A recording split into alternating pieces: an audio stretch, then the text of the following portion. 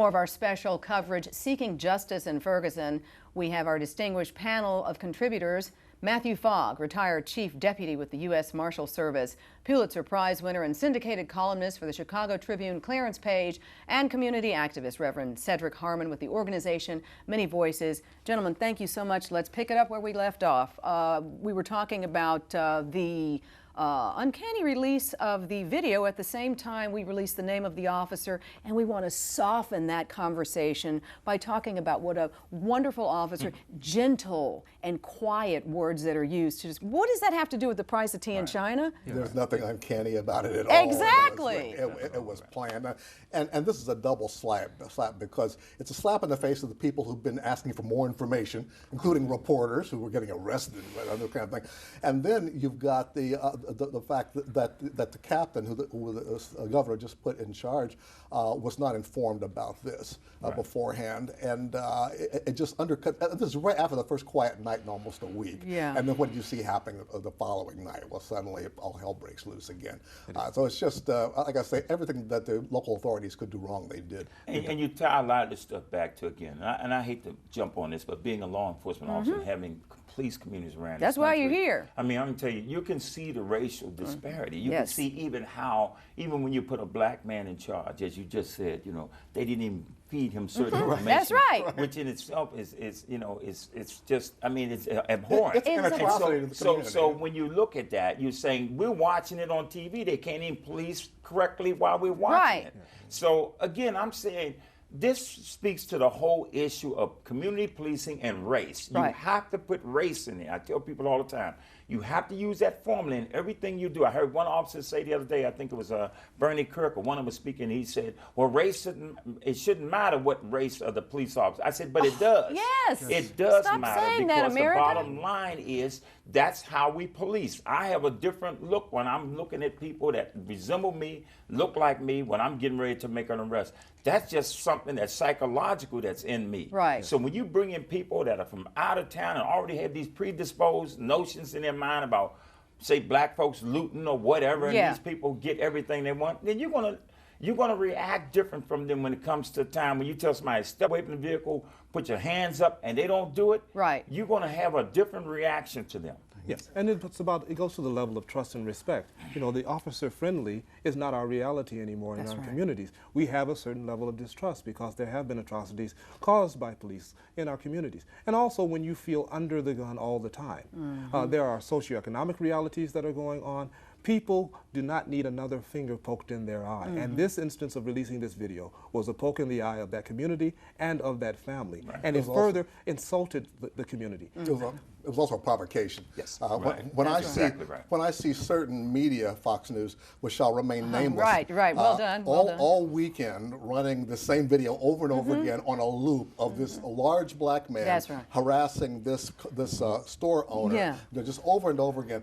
I have to ask about, you know, why did they release that right after the information about the officer? To try to change the public image of what the officer was dealing with. It's what we call the scary black man theory of broadcasting. Right, and there was the lie. The lie of he was initially responding to the robbery. Oh no, at the press conference, the chief had to roll it back and say, no, he was not. He had been responding to a sick and shut in, whatever, didn't know anything about it, which makes this even more scary. So what transpired? It took 3 minutes? And let me show you something else here. Releasing the video. Now, in law enforcement, I know that's evidence. Now, we don't know why that young man went back into that store. Maybe he paid for the cigars, and he's having an argument with the guy about not getting what he was supposed to have. There are a lot of things that wasn't even adjudicated at all. That's right. They should not have mentioned anything about it because we don't know the circumstances. Now they place that guy in the position of saying he went in and he robbed. Yeah. Strong arm robbery. We have not heard his side. We don't know what the story is of that.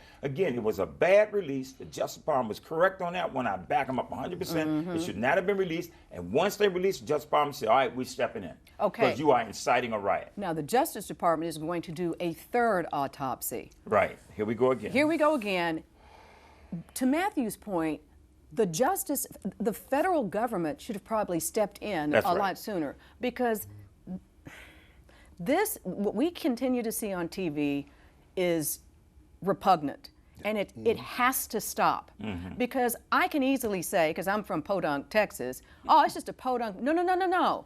Because you were just on the show with me talking about Eric Gardner in New York. That's right. No, this is everywhere, That's people. right. So when people say to me, racism doesn't exist anymore, black people blow things, no, no, no, no, no. Right. We got a dead 18-year-old kid who didn't get to live his life, didn't get to see his dreams come true. Don't you tell me there's no more racism in this country. With his hands up. With his hands up. Right. This is the way African-American men are still treated in this country. 21st century. Well, coming from Texas, you know this is not new either. In fact, we fought a civil war over this, didn't we? It's right. Over what? No, state sovereignty versus national government. Right. And all through the 50s, when I was a kid, and right up to the present day, we're still arguing about this. But you do have to, law enforcement does have to be primarily a local function.